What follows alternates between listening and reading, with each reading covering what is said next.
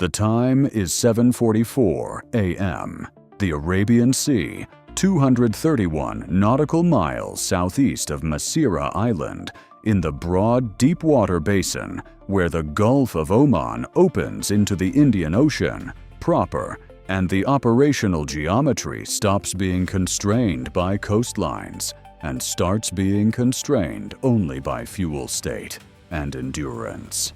This is the kind of water that navies call blue water. Deep, open, unconstrained by geography. The kind of environment where a warship's capabilities determine what it can do, rather than the shape of the land around it. Two warships are currently discovering what their respective capabilities actually mean in practice. The USS Harry S. Truman CVN-75, a Nimitz-class nuclear-powered aircraft carrier, is operating at the center of Carrier Strike Group 8, conducting a combination of flight operations and sustained presence that is the operational signature of a forward-deployed carrier. She is making 18 knots on a base course of 240 degrees, conducting the kind of day that carrier crews call a flight ops day, which means the flight deck has been active since 5:30 a.m. Aircraft have been launching and recovering in regular sequence, and the ship's entire operational rhythm is oriented around the sustained generation of air power from a platform the size of a modest city block. 6 nautical miles to the northeast, maintaining that precise distance with the patient persistence of a vessel that has been there since 4:17 a.m., is the IRIN Sahand. She is an Alvand-class frigate, also known in Western naval literature as a Mouj class, a surface combatant of the Islamic Republic of Iran Navy, 1,500 tons, 94 meters in length, armed with anti-ship missiles, a 76mm main gun, and the specific kind of ambition that comes from being the most modern surface combatant in a navy that is trying to project relevance into an ocean that a Nimitz-class carrier uses as a workspace. The Sahand has been shadowing the Truman Strike Group for 11 hours and 27 minutes. In the Truman's Combat Direction Center, the tactical action officer had been tracking the Sahand since the ship first appeared on the surface picture at 4:17 a.m. At 4:17 a.m., it had been classified as an unknown surface contact. By 4:23 a.m., the SLQ-32 had enough emission data to classify it with high confidence as an Alvand-class frigate. By 4:31 a.m., the specific hull had been tentatively identified based on radar cross-section geometry and emission profile as the Sahand, the most modern vessel of the class, commissioned in 2014, and the ship that the IRIN trots out for its most visible operations, which tells you something about the IRIN's available options. The tactical action officer had noted the classification at 4:31 a.m., logged it, updated the contact entry, and returned to managing the rest of the surface and air picture. A known Iranian Navy frigate maintaining station at 6 nautical miles from a carrier strike group in international waters is, in the operational calculus of a carrier watch officer who has been in the Arabian Sea for 4 months, somewhere between a nuisance and an administrative inconvenience. It generates paperwork. It requires monitoring. It is not, in any meaningful tactical sense, a problem.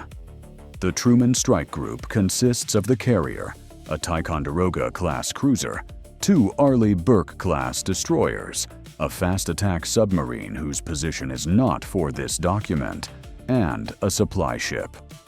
Combined, these assets represent a defensive capability that would require a significantly more capable adversary than the Sahand to threaten in any meaningful way. The Sahand knows this. The Truman's Watch team knows this. The Sahand is here because presence is the point, not because the Sahand's commanding officer has any operational illusion about the morning's tactical balance. This is the setup.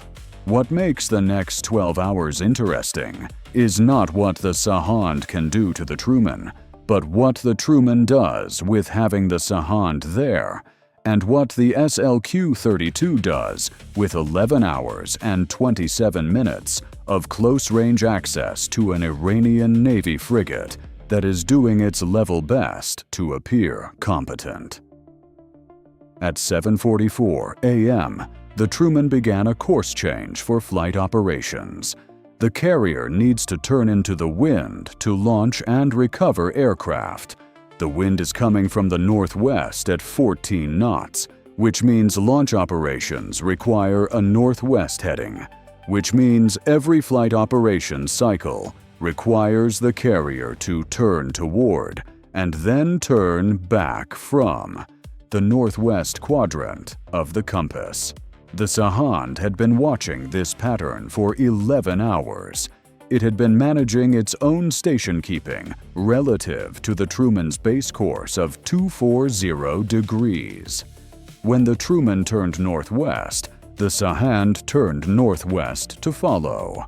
When the Truman reached its launch heading and stabilized, the Sahand stabilized at 6 nautical miles to the northeast, the same bearing it had maintained for 11 hours, because the Sahand's commanding officer had decided that 6 nautical miles at a consistent bearing was the station he was holding, and he was holding it with the kind of determination that suggests it had been briefed that way. The SLQ-32 had been logging the Sahand's own radar since 4:17 a.m. The Sahand operates a surface search radar, the Deriaz-class radar on the Alvand-class hull, a system of Iranian manufacture that represents the IRIN's most capable, domestically produced sensor suite, which is a category that covers a fair amount of ambition and a more modest amount of performance. The Deriaz radar had been operating continuously since 4:17 a.m., scanning a 360-degree picture and updating with the regularity of a system whose operator has been told to maintain continuous track on the carrier. The radar was operating in a mode the SLQ-32 recognized. It was also, at 7:51 a.m., doing something slightly different. At 7:51 a.m., the Deriaz radar's scan rate changed, not dramatically, not in a way that would produce an automatic alarm or a classification change in the threat library. The scan rate increased by approximately 17%, and the dwell time on the Truman's bearing extended from approximately 2 seconds per sweep to approximately 3.4 seconds per sweep. The SLQ-32 operator noted it. The electronic warfare officer was at his console within 20 seconds. __, quote _0, __, the EWO said to the tactical action officer, in the tone of a professional who has found something worth noting, but has not yet determined whether it is worth escalating. __, quote _1, __. The tactical action officer looked at the EWO display. He looked at the Sahand's track, still at 6 nautical miles, still on the same bearing, still doing nothing overtly hostile. Collection mode, he asked. Consistent with that, the EWO said, it's taking a closer look at us. The Sahand was doing what the Truman had been doing to it for the past 7 hours. Collecting. It was running its radar in a mode designed to generate better characterization data on the target. The Truman's radar cross-section, from different aspects at different ranges as the carrier maneuvered through its launch cycles, was painting a picture for the Sahand's operators that would go back to Iranian naval intelligence as a product of the morning's shadowing operation. The difference between what the Sahand was collecting and what the Truman was collecting was the difference between a camera phone and a professional broadcast array. The Sahand's Deriaz radar was generating a radar cross-section profile of the Truman that was real and useful. The SLQ-32 was generating a complete emission characterization of the Sahand, including every mode, every frequency variation, every scan pattern change, every deviation from baseline behavior. The Sahand was studying the Truman. The Truman was studying the Sahand studying the Truman.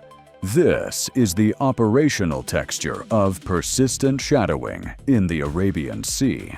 Here is where the Sahand's situation deserves honest technical examination, because the Moj-class frigate is one of the more interesting pieces of equipment in the IRIN inventory. Interesting not because it is particularly capable, but because it represents what Iran has been able to produce domestically under 3 decades of international sanctions and arms embargoes, and that effort is worth acknowledging before the humor begins. The Alvand-class hull was originally a British design from the 1960s, progressively modified by Iranian engineers working with domestically produced components since the revolution. The Sahand's main gun is an Iranian copy of an Italian design. The anti-ship missiles are C-802 derivatives.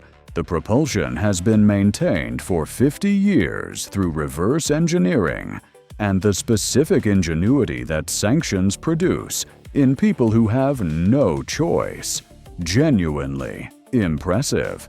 Also, relative to what it is shadowing, the maritime equivalent of a very determined student who built a bicycle from spare parts and is maintaining position alongside a Formula One car through sheer persistence. The Sahand does 30 knots at full power. The Truman's escorts do 32. The carrier herself has nuclear propulsion and is not worried about being chased. The Sahand's anti-ship missiles have a quoted range of 120 kilometers and a circular error probable that is measured in double-digit meters under ideal conditions and something less reassuring under operational ones. The Truman's defensive envelope extends considerably beyond 120 kilometers in every direction. The Sahand is present, persistent, the most capable surface combatant the IRIN has available, sent for exactly this reason. It is also producing, involuntarily, the most comprehensive close-range collection event on an Alvand-class frigate in the Arabian Sea in several years. By 9:15 a.m., 4 hours of SLQ-32 collection at 5 to 7 nautical miles had covered the Deriaz radar across 4 distinct operating modes.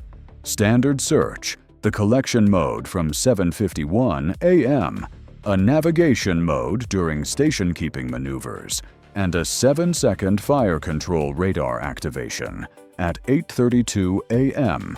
that lasted long enough to be fully characterized and short enough to be annotated as __, quote _5, __.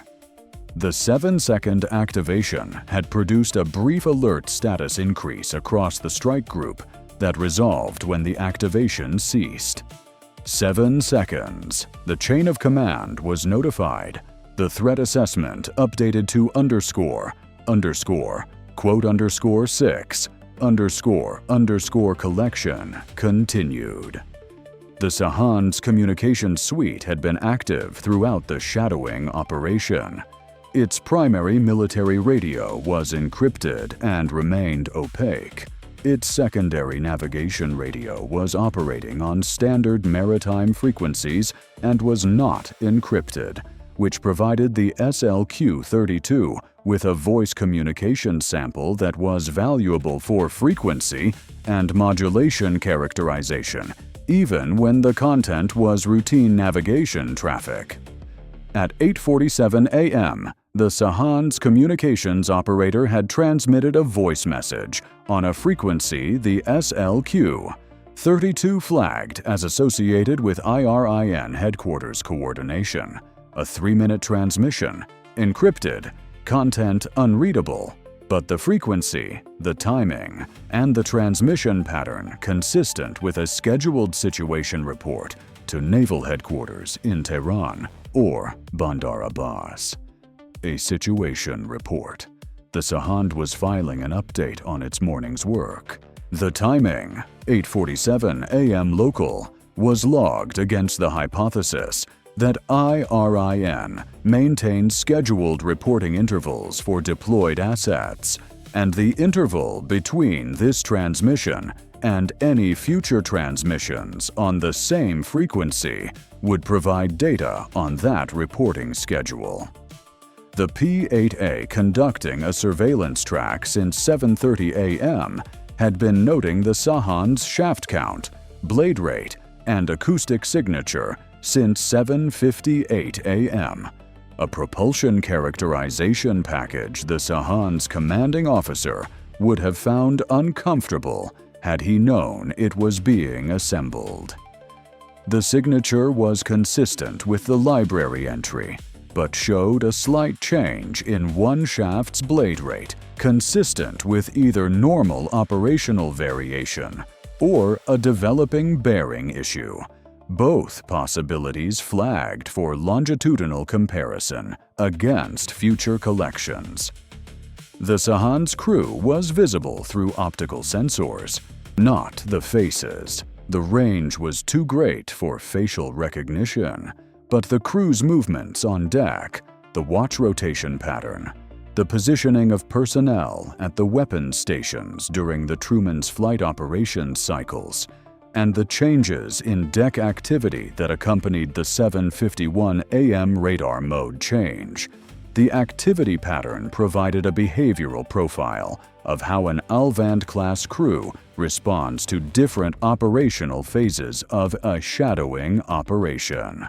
All of this, the radar modes, the communications, the acoustic data, the crew activity pattern, was generating in real time and being formatted for distribution throughout the morning. By 10 a.m., an early-phase intelligence product had already been transmitted to Fifth Fleet and to Pacific Fleet intelligence elements whose interest in close-range MUJ-class characterization data was documented and standing. At 11:23 a.m., the Sahand made a decision that the Truman's watch team found in the specific dry way that naval professionals express amusement professionally entertaining. The Sahand increased speed to approximately 24 knots and began a course change that brought it from its 6 nautical mile station to a closer approach, closing to approximately 3.8 nautical miles before slowing and stabilizing at a new station. 3.8 nautical miles. The Sahand's commanding officer had decided to close the range. Whether this was a deliberate assertion, a demonstration of willingness to approach the carrier, or a response to guidance from Tehran or Bandar Abbas following the 8:47 a.m. situation report, the behavioral effect was clear. The Sahand wanted to be closer. The Truman's watch team noted this with the flat professional attention that carrier watch officers apply to things that are interesting without being concerning. An Alvand-class frigate at 3.8 nautical miles is at 3.8 nautical miles, which is not 3.8 nautical miles from the Truman's defensive envelope. It is 3.8 nautical miles from the Truman herself. The defensive envelope extends considerably further than that, in every direction, and the Sahand's approach had been tracked, characterized, and loaded into engagement solutions continuously from the moment it first appeared. The SLQ-32 noted that the Sahand's Deriaz radar had returned to its standard search mode when the ship began its approach maneuver, away from the collection mode it had been running since 7:51 a.m., back to standard search. Whether this reflected an operator decision, a system limitation during maneuvering, or simply a procedural response to the approach phase was not determinable from the emission data alone. The electronic warfare officer noted the mode change without comment. The collection had continued uninterrupted through the approach. The mode change was itself a data point, the specific operational conditions under which the collection mode was suspended and the standard search mode resumed.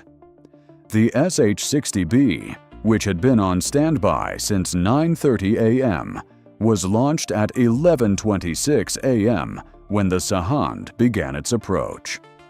Not as a response to threat.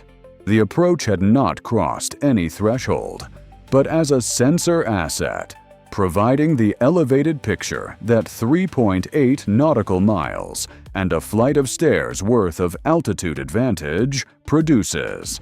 The helicopter crew provided a real-time visual and thermal description of the Sahand that added detail to the sensor picture. Crew positions, deck equipment configuration, the main gun mounts orientation, and the specific visual configuration of the anti-ship missile canisters on the aft deck. The main gun was pointing forward. The missile canisters were in their stowed configuration. The Sahand was not in a weapons posture. It was in a presence posture, which is the correct reading of what it was actually doing. By 1:15 p.m., the Sahand had been at its 3.8 nautical mile station for 1 hour and 52 minutes. At 1:15 p.m., the Truman's commanding officer made a decision that was simple, quiet, and geometrically eloquent. He ordered an FA-18E from the current combat air patrol to descend from its 22,000-foot holding altitude and take up a low-altitude orbit around the Sahand at 3 nautical miles, not over the Sahand, around it, a 3 nautical mile circular orbit at 1,500 feet, at comfortable loiter speed, conducted by an aircraft that had been in the sky since it launched from the Truman's catapult 2 hours earlier, and had more than enough fuel for a sustained orbit. The F/A-18E established its orbit at 1:17 p.m. At 1,500 feet and 3 nautical miles, it was visible to the Sahand's bridge watch with the naked eye. Its AN/APG-79 radar was in passive collection mode, not active, not illuminating, not threatening. Just present. The Sahand's Deriaz radar returned to the collection mode at 1:18 p.m., 1 minute after the FA-18E appeared. The SLQ-32 logged the return to collection mode. The electronic warfare officer looked at the timing. "Sir," he said to the tactical action officer, "the Sahand went back to its collection mode 30 seconds after the F/A-18 established its orbit." The tactical action officer absorbed this for a moment. "So now they're collecting us, collecting them, collecting us." The EWO considered this. "That's accurate, sir." A pause. "Log it," the tactical action officer said. The FA-18E continued its orbit. The Sahand continued collecting. The SLQ-32 continued collecting. The P-8A continued collecting. The afternoon watch in the CDC continued managing the picture with the specific professional equanimity that comes from having been at this for 8 hours and having determined that the Sahand was going to remain exactly where it was for as long as its fuel state permitted. At 3:44 p.m., the Sahand increased speed to 28 knots and turned northwest. It maintained 28 knots for 11 minutes, then slowed to 20 knots on a northwest heading that the Truman's navigation team projected would take it toward the Gulf of Oman in approximately 14 hours at that speed, consistent with a return transit toward Bandar Abbas. The Sahand had been in contact with the Truman Strike Group for 11 hours and 43 minutes. The F/A-18E completed its orbit and returned to the carrier recovery pattern at 3:47 p.m. The SH-60B recovered aboard at 3:52 p.m. The intelligence product from the 11-hour and 43-minute collection event was formatted and transmitted to the distribution list by 6 p.m. The product was comprehensive. The radar mode characterization alone, 4 distinct operating modes, the collection mode parameters from 7:51 a.m. to departure, the specific scan pattern, and dwell characteristics that the 17% scan rate increase represented, updated the Mauj-class threat library entry in ways that the pre-existing characterization had not covered. The Fire Control Radar's 7-second activation at 8:32 a.m. had provided a complete emission profile for a system that had previously been characterized only from greater distances and briefer collection windows. The close-range, sustained characterization from 5.5 nautical miles was the highest quality collection of this system to date. The acoustic signature update, the possible bearing issue in the starboard shaft, was flagged for longitudinal monitoring. If the Sahand appeared again in future collection events, the shaft signature would be compared against this morning's data. A developing mechanical issue in a naval vessel that lacks access to Western spare parts and maintenance expertise is a strategically relevant data point. The communications analysis, the 8:47 a.m. situation report's frequency, and transmission pattern contributed a scheduling data point to the collection on IRIN deployed unit reporting protocols. The behavioral analysis, the crew activity pattern changes, the weapons station manning during flight operations, the approach maneuver at 11:23 a.m., the collection mode resumption 30 seconds after the F/A-18E orbit began, provided a profile of how an Alvand-class crew behaves across a sustained shadowing operation against a carrier strike group. The profile was new. Previous collection on Alvand-class behavior in shadowing operations had been shorter and at greater distances. 11 hours and 43 minutes at sustained close range is a graduate course in Iranian Navy frigate behavior. Iranian state media covered the operation at 7:30 p.m. The coverage described the Sahand's operation as a quote 12 that had quote 13 and quote 14. The coverage featured footage of the Sahand underway at sea, a ship that photographs well, designed by British engineers in the 1960s and kept running by Iranian ingenuity across 5 decades of sanctions, and that has a clean, purposeful silhouette that state media found appropriately telegenic. The coverage did not describe the F/A-18E orbit at 1,500 feet and 3 nautical miles. It did not describe the 7-second fire control radar activation that had briefly elevated the strike group's alert status. It did not describe the SLQ-32's continuous collection across 11 hours and 43 minutes. It did not describe the acoustic signature update that a P-8A had been building since 7:58 a.m. It described a successful mission, which is accurate in the sense that the Sahand had accomplished what it was sent to do. It had been present. It had shadowed the carrier. It had filed its situation reports to Tehran. It had demonstrated IRIN willingness to operate in proximity to a carrier strike group in the Arabian Sea. All of that is real. The Sahand had done what it came to do. What it had also done, without intending to, was provide 11 hours and 43 minutes of continuous close-range intelligence collection to the most capable maritime surveillance architecture in the world, while being orbited by an F/A-18E, whose pilot had been there long enough to note that the Sahand's main gun mount moved slightly at 2:47 p.m. in a direction consistent with routine maintenance rather than threat response, which was also logged because everything gets logged. The Truman's commanding officer reviewed the intelligence summary at 7 p.m. He read it the way senior officers read summaries of events they were present for, looking for analysis rather than narrative, since the narrative he already knew. He found the fire control radar characterization interesting.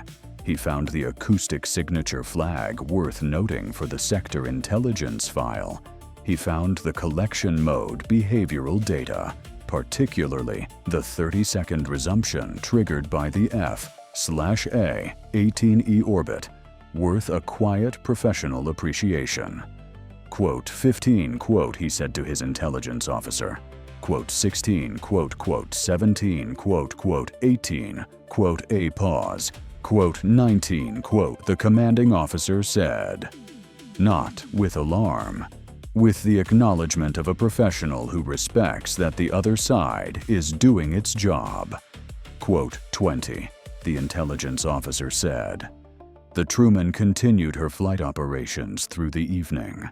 The deck crew brought the last aircraft aboard at 9:15 p.m. The night watch settled into its rhythm. The Arabian Sea was dark and flat and enormous in every direction. 6 nautical miles to the northeast, the bearing where the Sahand had been for 11 hours and 43 minutes. There was nothing. The water was empty.